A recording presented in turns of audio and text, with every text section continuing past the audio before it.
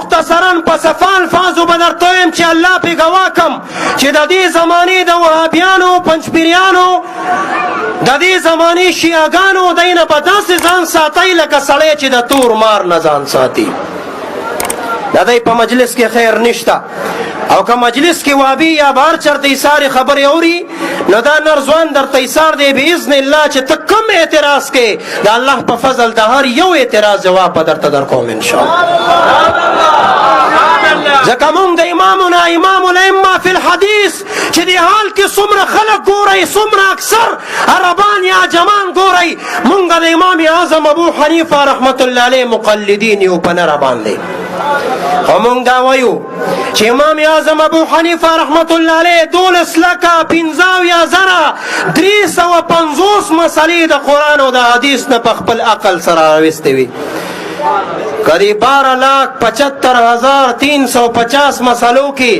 ما ته یو وهابي یو مسله د امام صاحب د قرآن او د حدیث په خلاف ثابته کا والله بالله ثم تالله چې زه به دلته اعلان کوم چې زه وهابي کېږم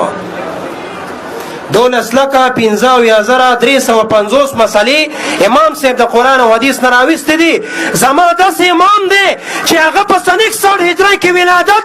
150 کې وفات لیکن نن هم دا فقیر خادم او غلامان او غلام د هغه یو مسلې اثبات کوي او په تاکیدي قسم مې وي که چا یو مسله کې پړ کم زه به د وهابیت اعلان کوم خو 2 شرطه به مې وي یو دا چې د امام صاحب د مسلې سند د امامنا پورې رسي